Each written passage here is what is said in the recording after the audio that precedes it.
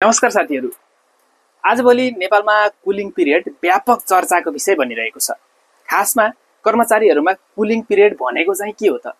आजको भिडियोमा हामी कुलिङ पिरियड भनेको के हो, यो आवश्यक छ कि छैन, अन्तर्राष्ट्रिय अभ्यास यस विषयमा के कस्तो छ भन्ने विषयमा कुराकानी गर्न गइरहेका छौँ। भिडियोलाई अन्त्यसम्म हेर्नुहोला। कुलिङ पिरियड भन्नाले सामान्य अर्थमा कुनै महत्त्वपूर्ण जिम्मेवारी वा पदबाट बाहिरिएपछि त्यस्तै किसिमको वा फरक किसिमको अर्को पदमा पुनः प्रवेश गर्न पाउने अधिकारबाट केही समयका लागि रोकिने अवस्था हो। यसलाई नेपाली भाषामा शीतकालीन अवधि, पुनर्विचारको समय वा स्थगन अवधि भन्ने अर्थमा बुझ्न सकिन्छ। यस अवधिको प्रयोग विभिन्न सन्दर्भहरूमा भिन्न भिन्न ढङ्गले हुन्छ। कहिले यो सामाजिक र मानसिक शान्तिको निम्ति प्रयोग गरिन्छ भने कहिले कानुनी र प्रशासनिक उद्देश्यका लागि। तर राज्य शक्ति र नियुक्तिको सवालमा यसको प्रयोग धेरै गम्भीर हुन्छ। विशेष गरी राज्यले सञ्चालन गर्ने सार्वजनिक पदहरू, संवैधानिक निकायहरू, नियामक आयोगहरू वा विश्वविद्यालयहरू जस्ता संस्थाहरूमा हुने नियुक्तिमा कुलिङ पिरियडको चर्चा बढी गरिन्छ। व्यापक सन्दर्भमा कुलिङ पिरियडको धारणा लोकतान्त्रिक शासन प्रणालीको सन्तुलन कायम गर्न ल्याइएको एक महत्त्वपूर्ण उपाय हो। प्राय विकसित लोकतान्त्रिक मुलुकहरूमा कुनै सार्वजनिक पदधारी व्यक्तिले पद त्याग गरेपछि वा कुनै प्रशासनिक सेवाबाट अवकाश पाएपछि तुरन्तै उसलाई अर्को पदमा नियुक्ति दिन निषेध गरिएको हुन्छ। यसको कारण भनेको पद, सत्ता र पहुँचको दुरुपयोग रोक्नु हो।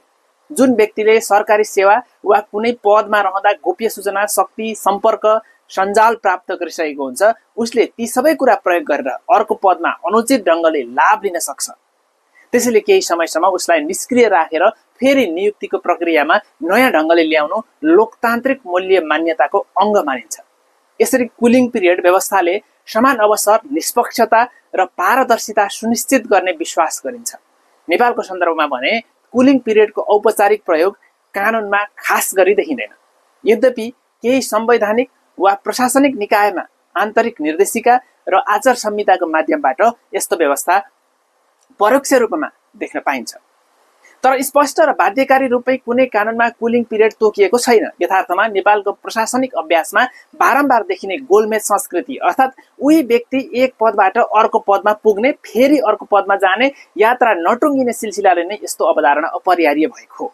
सेवानिवृत्त भएको भोलिपल्टै संवैधानिक आयोगमा नियुक्त हुने वा राजनीतिमा सक्रिय भएर सरकारी पद ओगट्ने अभ्यासले राज्य संयन्त्रमा शक्ति सन्तुलनको साटो, पक्षपात र पहुँचको प्रणाली स्थापना गरेको छ। त्यसकारण नीति निर्माण तहमा यो विषय गम्भीर छलफलको विषय बन्न थालेको हो। कुलिङ पिरियड केवल समयको कुरा होइन, यो चरित्रको पनि कुरा हो। समाजमा विश्वास निर्माण गर्ने सक्षम, इमान्दार र तटस्थ शक्तिलाई अवसर दिने र सत्ताको दुरुपयोग रोक्ने एउटा संस्थागत सुरक्षा हो यो। जब उही पदाधिकारी बारम्बार फरक नाम र जिम्मेवारीमा दोहोरिन्छ तब प्रणालीप्रति नै आम नागरिकको विश्वास गुम्छ। त्यसैले कुलिङ पिरियडको अवधारणाबारे प्रणालीभित्र र केवल नयाँ पुस्ताले अवसर दिने काम गर्छ। यस प्रणालीले केवल नयाँ पुस्ताले अवसर मात्र दिने होइन, पुराना पुस्तालाई पनि समेट्छ। अवसर पनि न्यायसङ्गत होस् र प्रतिस्पर्धा पनि निष्पक्ष होस्। यस अवधारणा विरुद्धको आलोचना पनि नभएका चाहिँ होइनन्। कतिपयको धारणा छ कि कुलिङ पिरियड लागू गर्दा योग्य र अनुभवी व्यक्तिहरू अवसरबाट वञ्चित हुन्छन्। कुनै व्यक्ति यदि सक्षम छन्, अनुभवशाली छन् र अझै राष्ट्रलाई योगदान दिन सक्षम छन् भने केवल समयको आधारमा उसलाई रोक्नु अन्याय हुन सक्छ। यस्तो बहस खास गरी विकासशील, विकासोन्मुख देशहरूमा चाहिँ बढी उठ्ने गरेको छ। योग्य जनशक्ति सीमित छन्, तर अर्कोतर्फ विचार गर्दा यदि योग्यता भन्ने नाममा पहुँच, सम्बन्ध र स्वार्थको घेरा बनाइन्छ भने त्यो योग्यता राष्ट्रको सेवा होइन, केही व्यक्तिहरू पुनः पुनः सत्तामा सवारी हुन जान्छ। त्यसैले कुलिङ पिरियडको अनुभवलाई निषेध गर्न खोज्दैन, तर अनुभव र पदवीको आडमा हुने संस्थागत कब्जालाई चाहिँ कुलिङ पिरियडले निषेध गर्न चाहन्छ। व्याख्यात्मक रूपमा भन्नुपर्दा कुलिङ पिरियड कुनै दण्ड होइन, न यो त प्रतिशोधको माध्यम हो। यो त लोकतान्त्रिक शुद्धिकरणको एउटा राम्रो उपाय हो, जसले अधिकारहरूको प्रयोग गर्नेलाई अलिकति थामेर, सोचेर र लोकतान्त्रिक मर्यादा बुझेर अघि बढ्न आग्रह गर्दछ। यो भन्न खोजेको हो कि तपाईको सेवालाई देशले सम्मान गर्छ, तर अब अर्को पुस्तालाई पनि ठाउँ दिनुहोस्। देशका निकायहरूमा केवल व्यक्ति आश्रित होइन, तिनीहरू संस्थागत उत्तरदायित्वका मेरुदण्ड हुन् र त्यस्तो मेरुदण्डमा स्थायित्व र विश्वसनीयता ल्याउन केही समयको विश्राम र सन्तुलनको आवश्यकता पर्दछ, जुन कुलिङ पिरियडले प्रदान गर्न खोजेको हो। अन्ततः कुलिङ पिरियड लागू गर्नु कि नगर्नु भन्ने प्रश्न भन्दा पनि हामीलाई सोच्नुपर्ने प्रश्न के हो भने हामी संस्थामा विश्वास गर्न चाहन्छौँ कि व्यक्तिमा? राज्य व्यवस्था पहुँच योग्य बनाउने कि पहुँचमा आधारित? के हामी सक्षम पद्धति चाहन्छौँ कि पहुँचको सञ्जाल? यी प्रश्नहरूको उत्तर खोज्दै जाँदा कुलिङ पिरियडको आवश्यकता स्वयं आफै बोल्न थाल्छ। किनकि कुनै पनि प्रजातन्त्र, कुनै पनि संस्थाको संयन्त्रमा केवल व्यक्तिको उपस्थितिले होइन, संस्थाको मर्यादाले बाँच्ने हो। त्यसैले कुलिङ पिरियडको अवधारणा केवल समयको विषय होइन, यो राज्य सञ्चालनको दर्शन हो।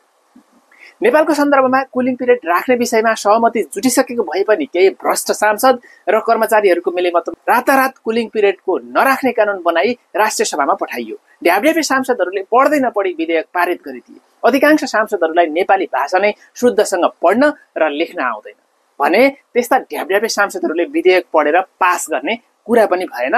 जे आयो त्यही दुरुस्तै पास गरिदिएका हुन्। ल त साथीहरू, आजको भिडियो यहाँहरूलाई के कस्तो लाग्यो आफ्नो प्रतिक्रिया दिँदै गर्नुहोला। नमस्कार।